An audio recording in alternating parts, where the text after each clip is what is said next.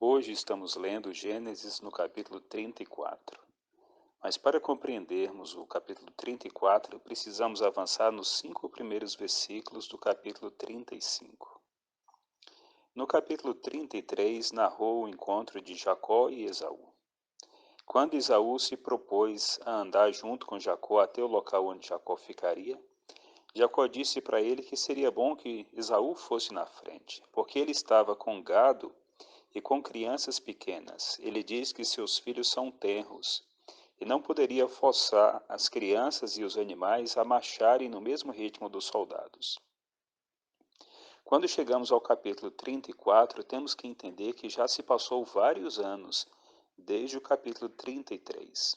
Pois se no capítulo 33 os seus filhos eram crianças tenras, no capítulo 34 eles já são jovens adultos. Não sei exatamente quanto tempo passou, mas certamente foi uma quantidade suficiente de tempo para tornar aquelas crianças em adultos. Entre os filhos de Jacó havia uma filha chamada Diná. E a Bíblia diz que Diná um dia sai do acampamento para poder ver os moradores da terra. Não que ela não conhecesse os moradores, certamente conhecia, mas para poder associar-se com eles, talvez divertir-se com eles, entreter-se na companhia deles. Então o príncipe Siquém, filho do rei, naquele tempo a gente precisa lembrar que muitas vezes o governante de uma cidade era um rei. Ele podia não ter um reino grande, com grandes extensões de terra, mas uma cidade já tinha o seu próprio rei. Então Siquém, ele viu Diná, e a Bíblia diz que ele abusou sexualmente dela, ele a violentou. Porém, este rapaz, ele também se apaixonou por aquela moça que ele havia abusado dela. Então ele procura o seu pai e pede que seu pai procure a família de Diná e peça que entregue ela como esposa para ele. Ele está realmente muito encantado com a menina. Então ele e o seu pai e os representantes daquela cidade procuram Jacó e conta que o rapaz está apaixonado e pede para que ele possa dar Diná como esposa para ele. Jacó soube do abuso que a filha sofreu, mas como seus filhos estavam ausentes, ele aguardou que os filhos chegassem para que pudesse discutir o assunto com eles, uma vez que eles eram homens adultos.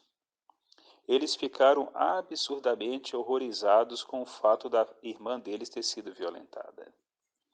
Porém, o rei e o príncipe estavam propondo que eles se tornassem um só povo. Isto nunca foi o propósito de Deus. Israel devia ser um povo distinto. Associar-se com esse povo certamente levaria eles a fazerem parte também da adoração que eles praticavam, da idolatria. Então, isto nunca foi o propósito de Deus.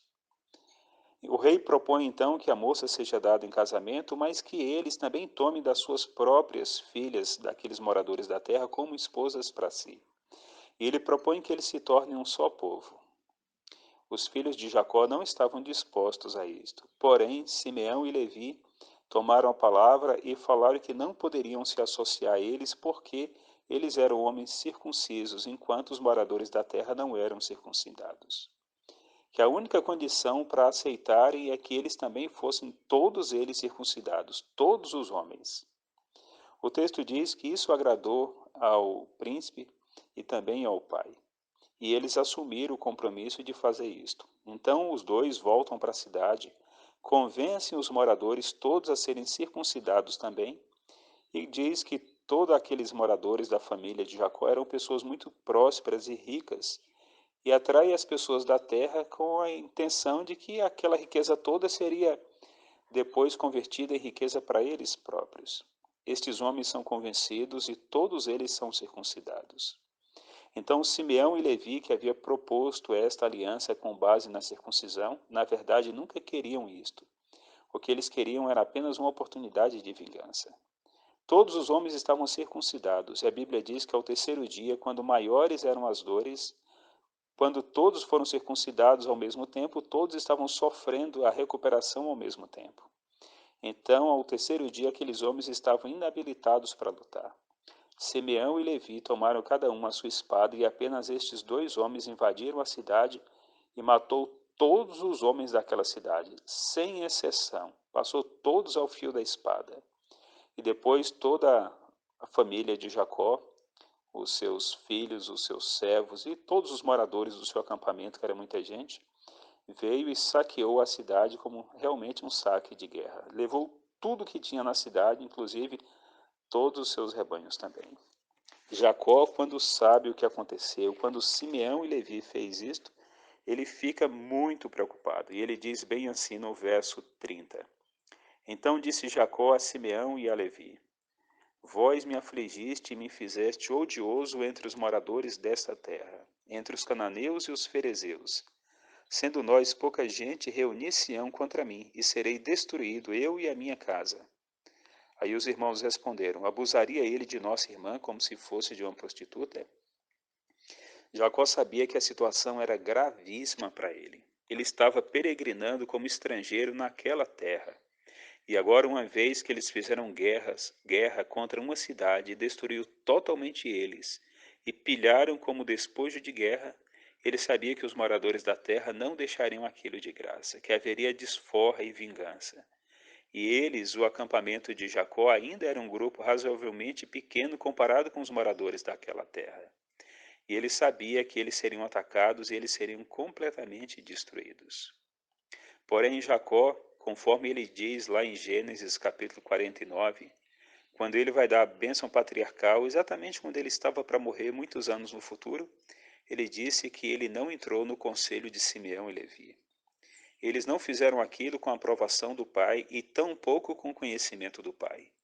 Aquilo foi uma decisão deles, então Jacó estava inocente diante de Deus. Deus sabia que Jacó não participou daquela dissolução, daquela carnificina e de toda aquela violência e de ter pilhado, Jacó não tinha culpa absolutamente nenhuma. E é nesse contexto que entra os versos de 1 a 5 do capítulo 35. Disse Deus a Jacó: Levanta-te, sobe a Betel e habita ali.